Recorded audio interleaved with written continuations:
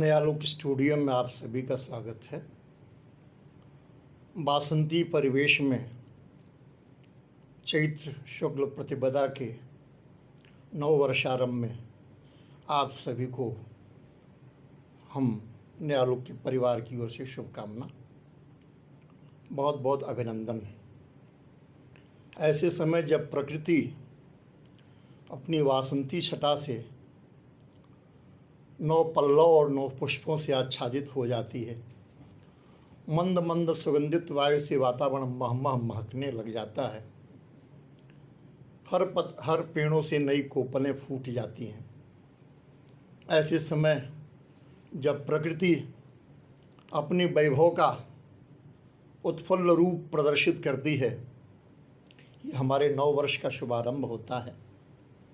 शक्ति का जागरण होता है, भक्ति का जागरण होता है और हम सीताराम उपासना के द्वारा जहाँ अंतःकरण में अंतर्यामी राम को बिठाते हैं और उनके नमन कर, अभिनंदन कर, उनकी प्रार्थना कर अपने अंदर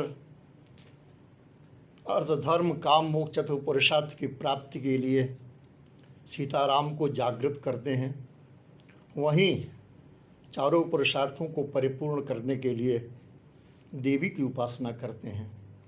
नौ दुर्गा की वंदना और श्री राम के उपासना के साथ हमारा नव वर्ष शुरू होता है। शक्ति के साथ भक्ति, भक्ति के साथ चतुर्पुरुषार्थ, इसके जागरण का 9 दिवसीय कार्यक्रम है नवरात्रि। बंधुओं, सृष्टि के आदि से भगवान की शक्ति के रूप में शक्ति की उपासना शुरू हुई। कहा जाता है जगत गुरु शंकराचार्य शिव की उपासना करते थे, शक्ति को नहीं मानते थे, किंतु जब अपने दिग्विजय यात्रा में इन्होंने जगह जगह विद्वानों को परास्त किया, परास्त करते हुए आगे बढ़ने लगे, बौद्धों की पाखंडवाद पर जमकर प्रहार किया और जगह जगह चारों धामों में मूर्तियों को निकाल करके और मूर्ति की स्थापना कराते हुए चारों धाम में 4 शंकराचार्य पीठ की स्थापना किया। और तब उन्होंने महसूस किया कि निश्चित रूप से शिव के साथ शक्ति की भी वंदना की जानी चाहिए। मैं बता दूं कि मंडन मिश्र के यहाँ हुए शास्त्रार्थ में, मंडन मिश्र जो सहरसा के रहने वाले थे लेकिन काशी के विद्वानों की मंडली के मूर्धन्य विद्वान थे, उनके यहाँ शास्त्रार्थ हुआ। जगत गुरु शंकराचार्य ने शास्त्रार्थ कर मंडन मिश्र को हरा दिया। तो उनकी धर्म पत्नी, उन्होंने कहा कि अभी ये हारे नहीं हैं, तो गृहस्थ की पति पत्नी मिल करके पूर्ण होते हैं, मैं शास्त्रार्थ करूंगी। और फिर देवी ने शास्त्रार्थ किया। शास्त्रार्थ में ऐसे ऐसे गूढ़ प्रश्न पूछे, शंकराचार्य को निरुत्तर हो जाना पड़ा। अंत में शंकराचार्य ने समय मांगा। जगत गुरु शंकराचार्य उसी समय एक सद्य मृत राजा के शरीर में पारकाया प्रवेश किए और उन्होंने राज्य सुख भोगा और गृहस्थ धर्म के मर्म जाने लौट करके आए। तब देवी से उन्होंने पुनः शास्त्रार्थ किया और विजय हासिल किया। मंडन मिश्र उनके शिष्य बन गए और दोनों पति पत्नी मिलकर के सत्य सनातन धर्म की पुष्टि में लग गए। बताया जाता है कि जगत गुरु शंकराचार्य जब 80 घाट में स्नान करने के लिए जा रहे थे प्रातःकाल 4 बजे, तो एक महिला शव लेकर के अपने गोद में उसका मस्तक लेकर के रास्ते में पड़ी थी। जगत गुरु शंकराचार्य ने कहा कि आप इस शव को हटाइए, मैं इसको लांग नहीं सकता, मैं कैसे जाऊंगा स्नान करने। महिला ने कहा आप तो शिव को मानते हो, आप कहते हो सर्वत्र शिव के अलावा कोई दूसरी सत्ता नहीं है, तो शव से बोल दो ये चला जाए, खिसक जाए। उनका देवी यह कैसे हो सकता है, शव कैसे खिसकेगा। उनका शव क्यों नहीं खिसकता जब शिव के अलावा कोई सत्ता ही नहीं है। तब उनको स्मरण हुआ कि ओहो ये तो साक्षात देवी बैठी है और इसने बता दिया है कि शिव के साथ शक्ति का भी योगदान है और शक्ति की उपासना किए बिना काम नहीं चलेगा। फिर वो नतमस्तक हुए और शक्ति की उपासना उन्होंने किया। श्रीनगर में भी जब उनको हैजा हुआ तो उन्होंने शक्ति की आराधना की और शिव के साथ शक्ति की आराधना के द्वारा उन्होंने इस बात की पुष्टि की कि शक्ति का आराधन भी आवश्यक है। एक चीज़ बता दें आपको कि हमारी भौतिक संपदा की देवी दुर्गा मानी जाती है। शक्ति संपदा बल समृद्धि प्राप्त करने के लिए दुर्गा कृपा करती हैं। और दुर्गा जी के स्वामी कौन हैं? शिव जी हैं। शिव जी कैसे रहते हैं? निर्वस्त्र रहते हैं, निहंबर रहते हैं। श्मशान की चिता का भस्म लगाते हैं शिव जी। उनके पास कोई चीज़ नहीं है और देवी दुर्गा उनकी कृपा से शिव और शक्ति मिल कर के जब अपने भक्तों को आशीष देते हैं, उनके भक्त बड़े बड़े राजा महाराजा, सोने के सिंहासन वाले, बड़े समृद्धशाली, बड़े बलशाली और बहुत प्रकार की भौतिक संपदा से युक्त होते रहे हैं। इसका पहला उदाहरण तो रावण ही माना जाता है। इस प्रकार से कुछ भी शरीर पर न धारण करने वाले शिव ने जो वरदान दिया अपने भक्तों को, उनको समृद्ध कर दिया, उनको बलशाली बना दिया, उन्होंने शक्ति संपन्न कर दिया, वैभव संपन्न कर दिया। इसलिए शिव के भक्त जो है और देवी के भक्त हमेशा शक्ति संपन्न रहा करते हैं। समृद्ध संपन्नता रहती है उनके अंदर, बल होता है, पौरुष होता है, धर्म अर्थ काम मोक्ष सभी साध लेते हैं। यही सोच करके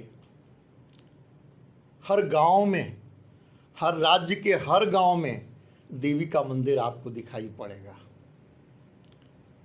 कुल देवी के रूप में, ग्राम देवी के रूप में हर जगह मंदिर मिलेगा। और उस मंदिर में एक विशेषता आप देखे होंगे, चाहे डी बाबा का मंदिर हो, चाहे समय माता का मंदिर हो, चाहे समय माई कहें, चाहे काली माई कहें, चाहे जो भी माई कहें, जो भी देवी माता का मंदिर होता, चाहे उस घाट के नाम पर हो, चाहे स्थान के नाम पर लेहड़ा वाली माता, किले वाली माता, नगर वाली माता, इस ढंग से स्थान के नाम पर माता का उल्लेख किया जाता हो, लेकिन शक्ति की उपासना हर गांव-गांव की परंपरा में शामिल हो गया। और समय माता के रूप में जो चौथा आयाम है टाइम फैक्टर, ये टाइम फैक्टर अपने आप स्थापित हो गया। हर जगह समय की उपासना होने लगी। और समय जी की उपासना में सबसे बड़ी चीज़ आपने देखा होगा कि वहाँ हाथी की मूर्ति रहती है। हाथी की मृत्तिका की मूर्ति चढ़ाई भी जाती है। हर गांव के चौरे पर हाथी की मूर्ति चढ़ाई जाती है। मनौती पूरा होने पर हाथी की मूर्ति रखी जाती है और कहा जाता है कि समय माता की मूर्ति है, समय माई की मूर्ति है। ये रहस्य क्या है, इस पर विचार करना बहुत आवश्यक है। तो अगर जब हमने विचार किया और पुरातन डिक्शनरी तलाशी जिसमें हमारे आध्यात्मिक सिंबल्स के बारे में लिखा गया है, तो उसमें एक उल्लेख मिला हमें कि प्राचीन काल में राजा लोग श्वेत हाथी की मूर्ति की उपासना करते थे। यह माना जाता था कि हर राज्य में ये कुल देवी के रूप में सफ़ेद हाथी की उपासना की जाए। इसकी उपासना करके ही राजा कहीं दूसरी जगह आक्रमण करने जाता था। इसकी उपासना से ईति भीति खत्म हो जाती थी। महामारी हो या किसी प्रकार की आपदा हो, उसको समाप्त करने के लिए राजा विशेष रूप से पूजा चढ़ाता था। कराही चढ़ाने का काम शुरू हुआ। देवी के स्थान पर जा कर के और एकदम स्वच्छ वस्त्र पहन करके, एकदम धुले हुए गेहूं के आटे का और गुड़ डाल करके लपसी बना करके और पूड़ी बना करके, जिसको हम लोग पहले सुहारी कहते थे, सुहारी और लपसी दे करके और सिंदूर से टीक करके देवी जी को चढ़ाया जाता था। और मनौती पूरे होने पर मृत्तिका की हाथी की मूर्ति चढ़ाई जाती थी। ये परंपरा शुरू हुई और इस प्रकार से हर गांव में समय जी की मूर्ति, समय जी की उपासना, देवी की उपासना, काली माई का चौरा, देवी माई का चौरा, ऐसे कहते हुए गांव वाले सभी लोग उस देवी की उपासना करते हैं। इस प्रकार से भारतीय परंपरा में हर जगह, हर गांव में देवी की उपासना की परंपरा चल पड़ी और यह परंपरा हर जगह आपको देखने को मिलेगी। कहीं स्थान के नाम पर मिलेगी, कहीं देवी माता के विशेष नाम से मिलेगी, कहीं किसी घटना के माध्यम से मिलेगी। और घटनाएं भी कुछ अजीब किस्म की होती हैं, घटनाएं घटती हैं। कहीं तो ऐसा देखा गया कि अचानक जंगल के बीच में कोई देवी प्रकट हुई, बड़ी सुंदर देवी प्रकट हुई, और घाट है, घाट को पार ले जाना है। और घाट पार ले जाते समय नाविक के मन में कुछ दुर्भावना आ गई षोडशी सुंदरी को देख करके, और जब पार ले जाने के लिए वह नाव पर बैठाया, उसके मन में पाप आ गया। वह गोल गोल चक्कर घुमाने लगा और तब तक देवी मनसा समझ गई, उसने शाप दे दिया, वो पत्थर का बन गया और देवी स्वयं स्पर्श पाने के कारण वह भी पत्थर की बन गई। और इस प्रकार से वह मूर्ति वहाँ स्थापित हो गई। नाविक भी वहाँ मूर्तिवत हो गया, नाव भी उसकी पड़ी रह गई और वह देवी जी का स्थान कहलाने लगा। ऐसे ही स्थान के बारे में एक स्थान हमको मिला, लेहड़ा में मिला, आपके गोरखपुर जनपद में अद्रिवन में, जिसको अदरौना का जंगल कहते हैं, वहाँ पर मिला हमको देवी जी का स्थान मिला, जो फरिंदा से लगभग 9 किलोमीटर उत्तर तरफ है, लेहड़ा स्टेशन के पास। वहाँ पर एक छोटा सा नाला है, उस नाले के बगल में एक मूर्ति रखी हुई है, वह देवी की मूर्ति है। और वहीं उसके पीछे, उस मंदिर के मूर्ति के पीछे एक नाविक की मूर्ति है। और बताया जाता है कि देवी की पूजा करने के साथ साथ नाविक का भी दर्शन करना चाहिए, पूजा करना चाहिए और इस प्रकार से लौटना चाहिए। वहाँ मनौती चढ़ाने लगे, मनौती मानने लगे लोग और देवी का दर्शन करने लगे, पूजा करने लगे। हर नवरात्रि, दोनों नवरात्र में ही नहीं, अब तो 365 दिन लोग जाने लगे और दर्शन करने लगे हैं और उस दर्शन के द्वारा उनकी मनोकामना सिद्ध होने लगी है। पहले हम लोग जब जाते थे तो उस गांव में, उस छोटी सी मूर्ति में कोई विशेष आकर्षण नहीं लगता था, लेकिन भीड़ लगती थी। उस जंगल के बीच में भी लोग जाते थे और लोग मनौती मानते थे, दर्शन करते थे। वहाँ साधुओं का भंडारा होने लगा, लोग आने जाने लगे, देवी पर लाल चुनरी चढ़ने लगी और जैसे से मनौती पूरी होती गई, वहाँ एक भव्य मंदिर बन गया। उस स्थान का नाम हो गया लेहड़ा वाली माता। आज मैंने आपको समय जी की उपासना के साथ साथ यह बताया लेहड़ा वाली माता के बारे में कि लेहड़ा वाली माता जो लेहड़ा रेलवे स्टेशन से 4 किलोमीटर पर है और फरिंदा रेलवे स्टेशन से 9 किलोमीटर पर है। वहाँ जाने के 2 रास्ते हैं, रेल मार्ग में है, रेलवे के रास्ते से लोग जाते हैं, पैदल भी जाते हैं और ट्रेन से भी जाते हैं, और दूसरा सड़क मार्ग से जाते हैं। लेहड़ा देवी का मंदिर, वहाँ उस मंदिर में लोग पूजा करते हैं, उपासना करते हैं और ज्यों-ज्यों मनौती पूरी होती गई, मंदिर भव्य से भव्य बनता गया। वहाँ चैत्र के नवरात्र में प्रतिपदा से लेकर पूर्णिमा तक पूजा हुआ करती है। इसी प्रकार के अन्य मंदिर हैं, धीरे बारी बारी से इन मंदिरों के बारे में भी हम चर्चा करेंगे। लेकिन एक चीज़ बता दें आपको कि समय की उपासना या देवी की उपासना से लोगों के अंदर मनोवैज्ञानिक रूप से बड़ा प्रभाव पड़ा।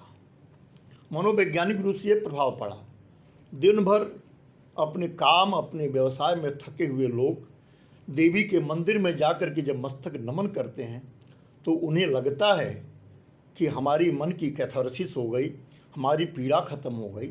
अपना सब भार वो माँ के चरणों में अर्पित कर देते हैं और माँ का अनुग्रह प्राप्त करते हैं, उनके चित्त को शांति मिलती है। हर नई फसल में देवी जी को जवनार चढ़ाया जाता है, पूजा चढ़ाई जाती है और यह परंपरा हमारे भारतीय हर गांव के संस्कार में बना है। जिस प्रकार से अक्षय तृतीया को नवान्न किया जाता है, उसी प्रकार हम नई फसल होने पर देवी जी को जवनार चढ़ाया करते हैं। इस प्रकार यह परंपरा हर गांव में है। क्रमशः कुछ गांवों के बारे में और देवी मंदिरों के बारे में हम आपकी चर्चा चलेंगे। यहाँ पर ये बता दें आपको, जब भी पूजा होती है, पूजा होने के बाद मनौती होने पर अर्धन मॉन्यूमेंट मृत्तिका मूर्तियाँ चढ़ाई जाती हैं। ये मातृ मूर्तियाँ पारंपरिक हैं, बौद्ध काल में भी मातृ मूर्तियाँ बनाई जाती रही हैं। इसके बारे में फिर हम आगे आपसे चर्चा करेंगे। प्रणाम।